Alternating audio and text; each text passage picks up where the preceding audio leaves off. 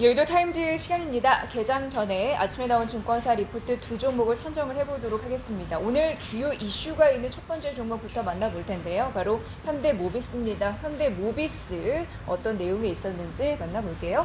자, 우선 관계사로부터 양수를 좀 받기로 했습니다. 뭐냐면 현대오토론이 이제 관계사인데 이쪽으로부터 자동차용 반도체 사업을 양수를 받는다고 합니다.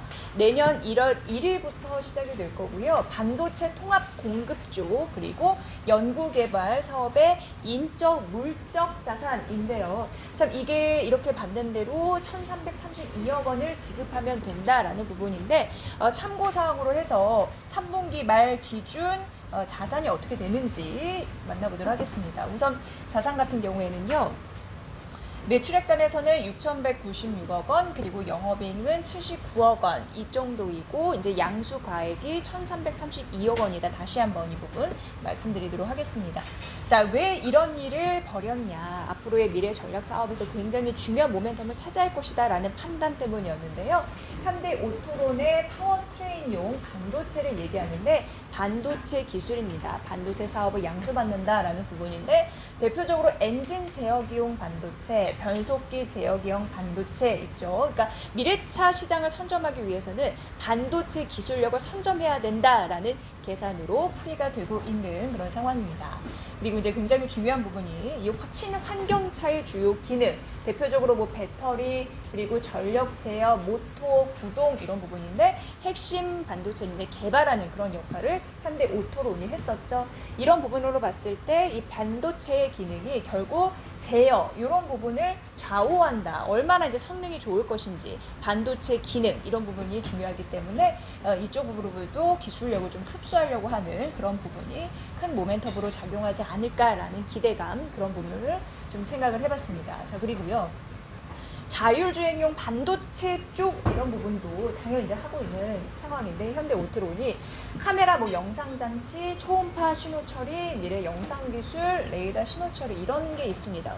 운전자들의 첨단 그런 시스템을 확보하기 위해서 그리고 앞으로 미래차 전략에 있어서 중요한 기술들을 내포하고 있는 건데 이 얘기인즉슨 고성능 반도체의 내재화 그런 기술을 탑재하는 그 내재화의 첫 실현이다라고 얘기가 될 수 있는 상황이라서 중요한 모멘텀이지 않을까라는 그런 기대감을 내놓을 한 상황이었고요.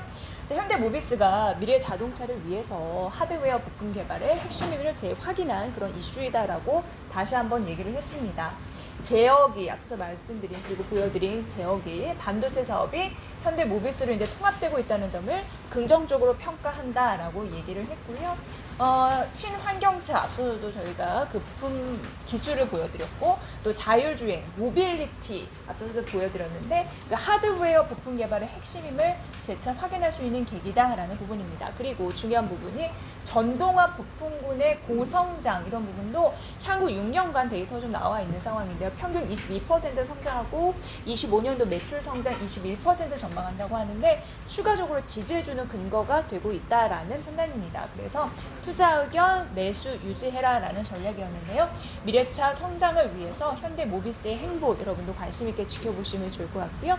현대오토론 양수에 대한 이슈 오늘도 개장가에서 어떻게 반영될지 이후에 살펴드리도록 하겠습니다. 목표 주가 30만 원 유지했습니다. 이 부분 참고해 보시고요. 자, 두 번째는 실적 이슈에서 찾아보도록 하겠습니다. LG 생활건강 화장품 업체의 선두 주자를 달리고 있다라는 판단이었습니다. 자, 우선 LG 생활건강의 분기 실적 전망인데요. 4분기 매출이 2조 한 230억 원이었고 영업이익은 2,730억 원 정도 예상이 되고 있는 그런 상황입니다. 자, 그런데 이제 중요한 부분이 화장품 섹터예요. 화장품 섹터 같은 경우에는 영업 이익으로 봤을 때 전년 동기 대비해서 감소되는 흐름이 있을 것이다 라는 파악이고요. 근데 중요한 거는 화장품이 약간 감소가 되더라도 이 생활용품이 엄청나게 뛰잖아요. 거의 300% 가깝게 뛰는데 이게 매우 긍정적이고 음료 같은 섹터도 37% 증가할 것으로 예상된다고 해서 4분기 실적 모멘텀이 고스란히 드러나는 항목이었습니다. 이 부분 여러분도 참고해 보셔야 될 것 같고요. 자, 그러면은 화장품 매출이 7% 전년 동기 감소한다라고 말씀드렸는데 그 이유는 전년도 4분기 뉴 에이본 인수 효과로 천억 원 매출이 계산됐기 때문이다라는 부분인데 조금 더 들어가 보면 화장품 매출은 면세점은 전년 동기 5% 그리고 중국 사업이 전년 동기 대비해서 작년과 기준에서 20% 이상 성장을 했다고 합니다. 그래서 전체는 감소했지만 이런 부분은 눈에 띈다라고 얘기하면서 외형 성장을 견인할 전망이다. 화장품 긍정적으로 또 바라본 흐름들이 있었고요. 생활용품이 전년 동기 대비해서 거의 300% 이상 뛰는 흐름들이 있었잖아요. 영업이익 증가폭이 클 것으로 예상되는데 뭐 전년도 낮은 베이스와 또 피지율의 인수 효과 때문이라니까 이 부분 참고해 보시면 될 것 같고요. 음료 사업 같은 경우에도 겨울에도 불구하고 탄산이나 그리고 몬스터 에너지 등 고마진 상품 매출이 좀 잘 팔렸다고 합니다. 그래서 매출단에서 영업이익이 증가하는 흐름들을 나타낼 것이다 라는 예상인데요.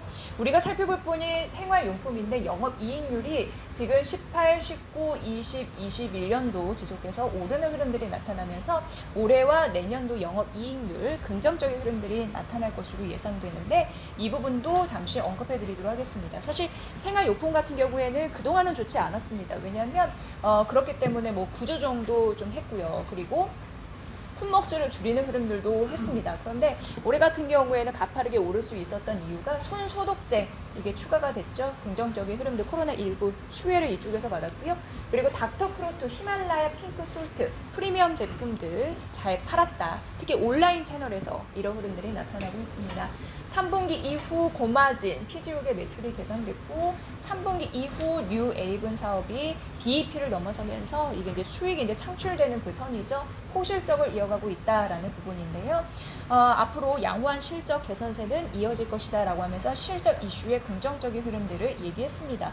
화장품도 견조했다라고 얘기했는데 이게 중국 시장에서 여전히 매출을 긍정적으로 끌어당기고 있는 글로벌 럭셔리 브랜드 후입니다. 이번에 광군제 같은 경우에도 순위 5위를 기록을 했다고 하죠. 참고해 보셔야 될 것 같고요.